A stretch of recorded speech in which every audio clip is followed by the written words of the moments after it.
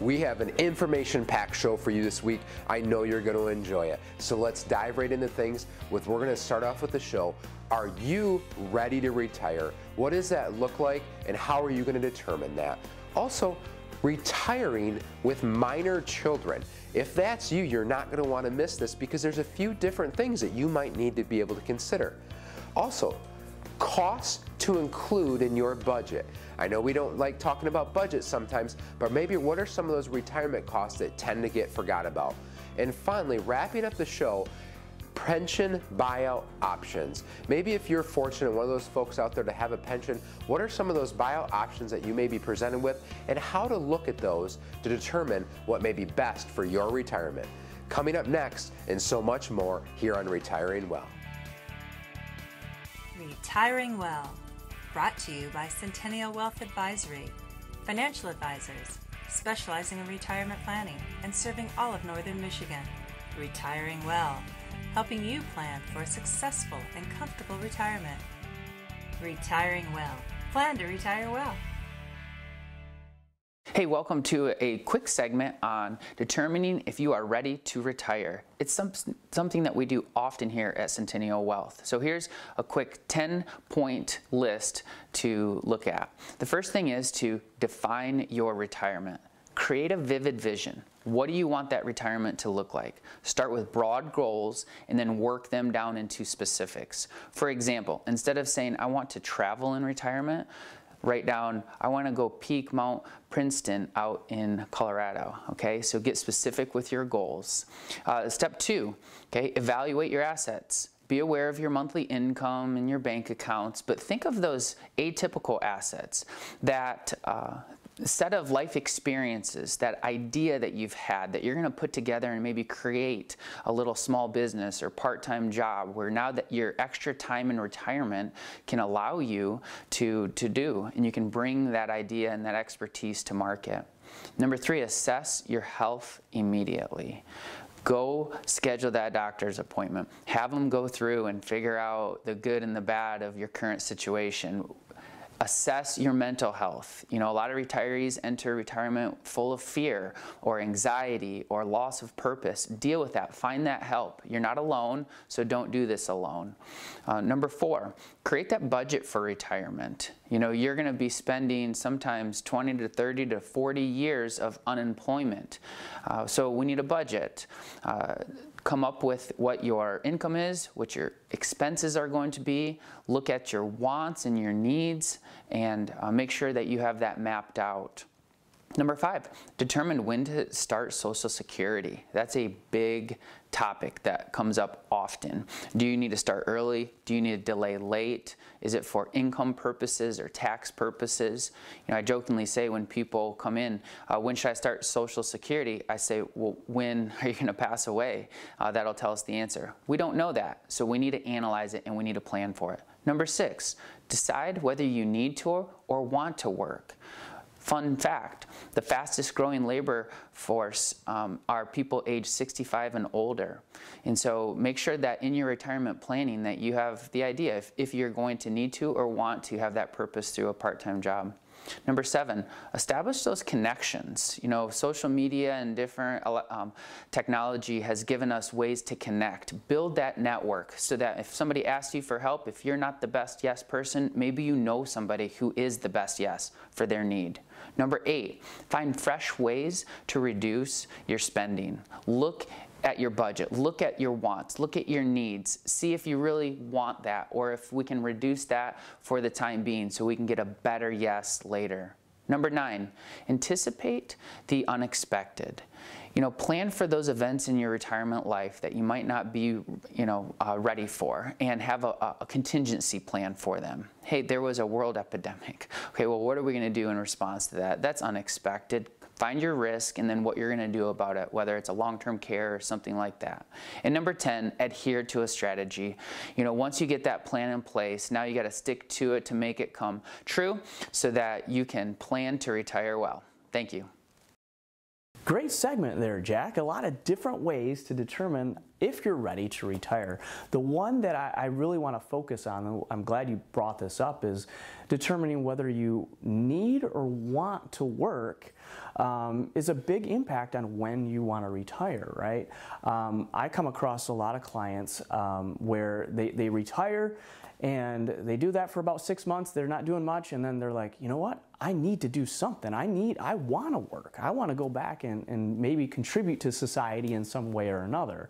And you know, I came across a recent survey through Retirement Daily that said 49% of retirees go back to work, part-time or full-time, after retirement. And what's also really interesting is 79% of those retirees go back to work because they want to. It's not because they need to, they need the money or anything like that. It's because they want that routine. They want to do something other than just sit around at the house, right? So they want that work. So I thought that was very interesting that you brought that up, Jack. Yeah, and I will piggyback on that story. You know, some of my happiest, most genuinely fulfilled retirees do have that part-time job or that part-time mission. You know, one example is a school bus driver. You know, they could be fully retired, but he chose to go back to the school system, go through the licensing of being able to drive a school bus, and each and every day he is opening that school bus door with a smile on his face. You know, those kids have that dependable, respected adult male in their life, and you know, I don't even think he fully realizes the impact and the legacy that what he's doing daily in his retirement, couple hours in the morning, couple hours in the afternoon, you know, what kind of impact that's having on the people and on the kids that he's serving and being a part of. So, you know, if there's something that you're looking at doing, you have some time because you're retired and you want to look at what that idea or something that your life experiences have prepared you for with the time that you now have, and you need somebody to help you figure that out, please feel free to give us a call. We can help brainstorm with you. Great part of our job. Coming up next, we're going to be talking about retiring with minor children and what costs to include in that retirement budget. Stay tuned.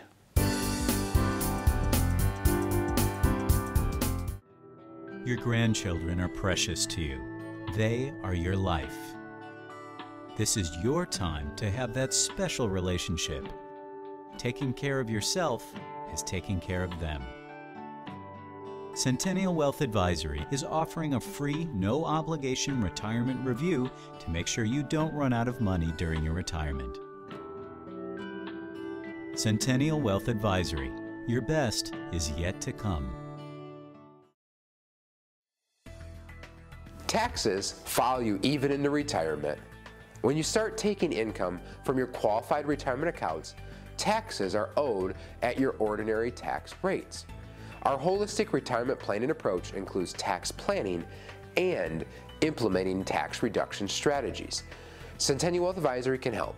Call the number on your screen or visit our website and request your complimentary initial consultation.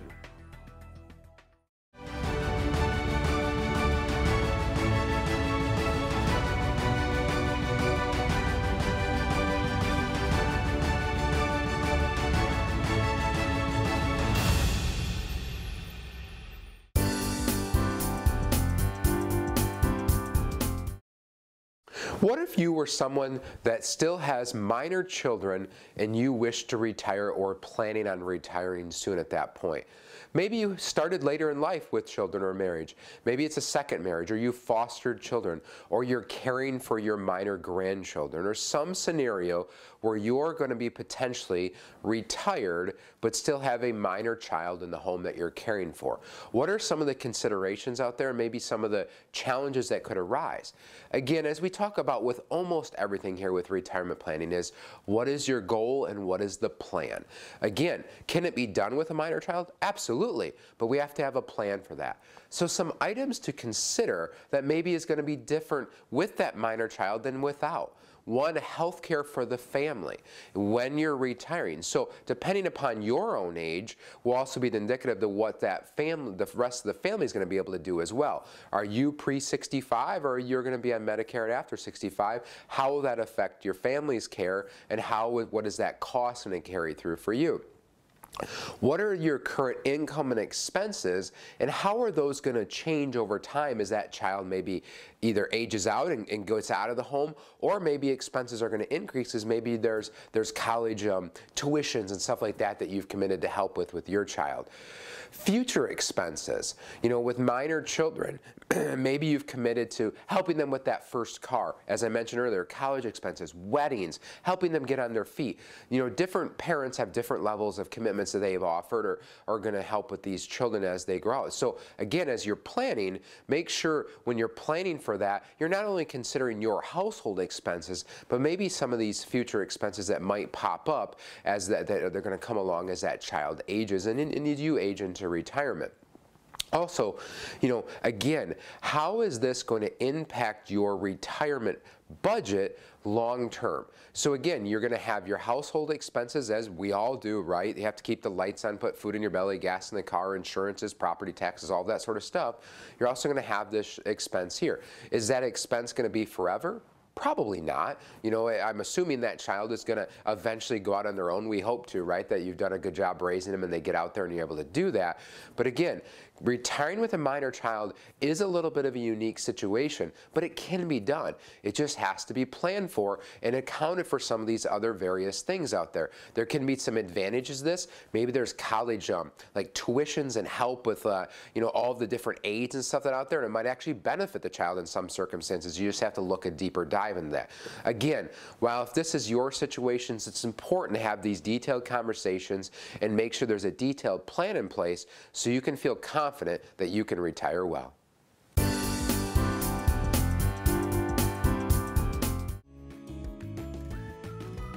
If you like watching Retiring Well, make sure to go to youtube.com/retiringwell and click the subscribe button to never miss any of our TV shows and other informative videos. When it comes to your financial future, what's the value of a truly objective opinion? As someone looking for financial guidance, you have choices. There are thousands of captive financial professionals who work as employees for large national insurance companies and brokerages. There are also many independent financial professionals who aren't bound to any given insurance company, investment strategy, or product. So what's the difference, and why does it really matter to you? Consider this. If you walked into a doctor's office with a sore throat, a bad cough, and a high fever, you'd expect that doctor to assess your symptoms, do a thorough diagnosis, and ultimately hand you a prescription written to cure your particular ailment. In other words, you'd expect the doctor to consider all the medications available and give you his or her absolute best thinking on what's best for you. On the other hand, if that doctor opened the cupboard and only had 3 or 4 prescriptions available, maybe those offered by his or her favorite pharmaceutical rep, most patients would immediately raise an eyebrow, suspicious that they might not be getting what was really in their best interest. The same may be true for your financial well-being. If your financial professional is an employee who's contractually bound to represent a given insurance or investment company, only offering their products while there are literally hundreds of others available, how sure can you be that you're being offered what's truly best for your situation? You don't walk into a tailor or seamstress shop to get clothing off some rack. You go for a custom-tailored fit. And with something as important as your financial future at hand, the stakes are even higher. We believe you deserve a truly objective opinion. We think you deserve to consider more of the available options. And we believe your financial future is worth a custom-tailored prescription to help you feel confident for the days ahead. If you'd like a second opinion on your current retirement strategy, simply contact our office today. Let's talk about some different costs that you're going to want to include in your retirement budget. So when preparing for retirement, what is the amount of money that you spend now versus what you think is going to be your expenses in retirement? It might surprise you, but they might be very, very similar. So I'd start with a budget worksheet. Why don't you look at the past several months of your credit card statement if you run a lot of your charges through the credit card and sort of see what are those different areas where you're spending money, and that's something that you can evaluate whether you anticipate continuing to spend that amount in your retirement years. Let's start with your housing budget. This is likely the largest part of your budget. If you have a mortgage, that might be something as you're preparing for retirement. Is that a key focus to try and pay that mortgage off prior to retirement? That's typically a family's largest expense, is that cost. And so if you can get that paid off and get that eliminated, puts you in a much better position in retirement. What about your property taxes, your home insurance, different maintenance costs for the house? The list goes on, as you can imagine, as a homeowner. What about health insurance? That's an area where you've got your Medicare Parts A and B, which currently in 2022 stand at $170.10 per person, so you can budget that in, but if you're higher income, you might pay more. But along with that, there's different probably Medigap plans that you're going to be paying for. So figure that out, and that's a key piece. What about taxes? Traditional IRA, 401k withdrawals, those are going to be taxable to you. At age 72, you have required minimum distributions from those different retirement accounts. And a lot of times people come and get to retirement, they say, well, I want to buy this boat or this car or whatever it might be. I'll just use my 401k or IRA. Well, that might surprise you what the tax implications are for taking such a large withdrawal. So you need to consider that. What about your food costs? You might have more time to cook at home, or you might have more time now to think, well, I'll go out for lunch or dinner, whatever that might be. So you want to budget that in to the overall plan. Having an emergency fund is going to be important for those different home repairs, the new roof that needs to be done in a few years, appliances break down, or vehicle maintenance, whatever that might be. Entertainment, you know, here in northern Michigan, there's plenty to do outside that doesn't cost anything, but again, there's a lot of fun things that also cost money to enjoy. Travel, that's one of the areas that I enjoy hearing from our clients, is all the unique adventures that they take in retirement. And what about grandchildren? Maybe you want to spoil them a little bit. So again, there's a lot of different costs that come up in retirement. I encourage you to go through and map that budget out for you and your family. Hey, welcome back. You know, what a great segment on what happens if you find yourself in a position where you need to retire with minor children. Recently in the Cadillac office, I met with one of our clients. You know, we started the planning process for retirement about 3 years ago, and they are within 3 months of retiring. And one of their concerns was, okay, I still have minor children that need my health care insurance. What is the cost going to be when I leave my employer? Not only that, is what's going to happen once they leave my insurance? And then finally, what happens when I turn 65? And so one of the great things that we get to do here at Centennial Wealth Advisory is help with your health insurance plan. You know, Nick and I, Ben, Flynn, are all licensed in the healthcare portion of planning, and so we can help sign you up for your healthcare marketplace insurance. We can help sign you up for Medicare, but having that expertise to sit down and map out that plan, I know was well received. And so we were able to pinpoint, hey, here's what it's going to cost when you have your family plan. They're 55 years old. Okay, they're going to be having some retirement health care options that they're going to utilize. And then once your kids leave and it's just you and your spouse, we could pinpoint the cost, and then eventually once you get to Medicare, we could give those cost estimates in today's dollars. And so if you find yourself in need of a health care plan, you want to sit down, please feel free to give us a call. Nick, you had some things that you're going to talk about, costs included in your retirement budget. Yeah, I mean, one of those is actually health insurance. A lot of people, they don't even think about that. I've come across numerous cases where couples, they assume that they're going to have similar health insurance, both in service and in cost, once they retire. And that's just not the case. And that's something that you want to make sure that you include in your cost in retirement. Another one that I see that's missed so often when we're going through a budget is just budgeting fun, okay? Whether that's travel or things that you've always wanted to do, you want to make sure that you also include budgeting fun into your retirement as well. All right, hope you found that valuable. Please stay tuned. Coming up next, we're going to be talking about pension buyout options. Which one is best for you? You don't want to miss it.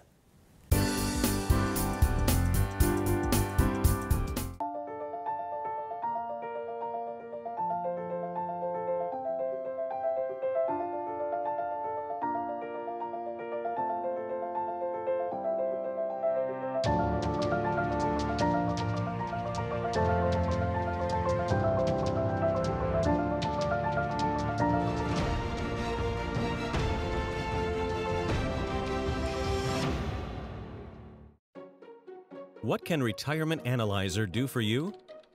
Retirement Analyzer is a software tool that can help you prepare today for your financial future. You've worked hard to save for your retirement, but as you near your retirement, you may have concerns. Have I positioned my retirement savings wisely? Have I saved enough for retirement, and will my savings last throughout my lifetime? What impact could inflation have on my future expenses? What if I suffer a long-term illness? Will I have enough money to cover my medical care expenses and still be able to meet my other financial obligations? Could changes in the income tax rates disrupt my retirement strategy? There's no need to be in the dark as you prepare for your retirement. Retirement Analyzer can help you find answers to all these questions and more. The first step is providing us with information on your financial assets, the type and current value of those assets, as well as your sources of income. Then, we work with you to identify your expected expenses in retirement. This will include a discussion of the lifestyle you envision in retirement, travel, a summer residence, whatever you dream your retirement will be. We'll input the information you provide us into the Retirement Analyzer, and in a very short time we'll have reports that show us the percentage of assets currently in high-risk vehicles as well as the percent in lower-risk products. Retirement Analyzer enables us to project your income from year to year in your retirement and see how long your retirement savings may last. As we change the conditions of the report, delaying your retirement date, including costs for long-term care, adjusting the expected tax rate, or adjusting your retirement strategies, we can see how changes in these variables may impact your income in retirement and the longevity of your retirement savings. Let the Retirement Analyzer help you test drive your retirement strategy today, because the time to discover the bumps in the road is not once your trip through retirement has begun. Contact our office today to schedule an appointment for your Retirement Analyzer review.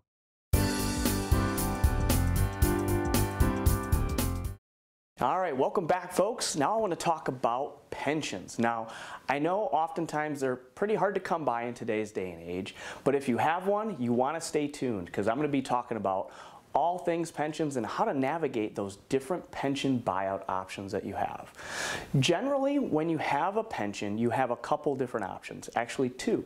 Okay, option one would be you could take a lump sum, and that's where the company pays you a lump sum of money and you're done with it. That's what you got, okay? But what most people find, or most people relate to pensions, is that monthly income stream. So that's option two, okay? And what that entails is the pension will pay you a monthly income guaranteed based on the backing of that company for the rest of your life. Now, typically with that, the payment doesn't go up. It doesn't change whatsoever. It's a flat payment for the rest of your life.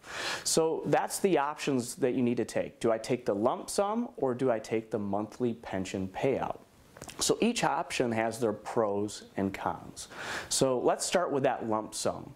The pros for that is that you gain control of those assets right then and there. So you take that lump sum, whether it's $200,000 or $300,000, whatever it might be, and you roll that over into an IRA, and you have control over those assets. You can invest it however you want. Okay. Another pro about that pension lump sum is that, heaven forbid, something terrible were to happen to you early in retirement, let's say. Let's say that you passed away, okay? Well, you would be able to name beneficiaries and they would be able to inherit that lump sum of money. Now let's talk about that pension monthly installment plan. Pros for that, it's peace of mind, right? You get that guaranteed income for the rest of your life. You can count on that. You know what it's going to be month over month, and you can plan for it. Another benefit of that is you don't have to worry about investing that lump sum in the market, right? You know you've got that steady monthly income coming in. However, there are some disadvantages to that pension monthly income installment plan as well.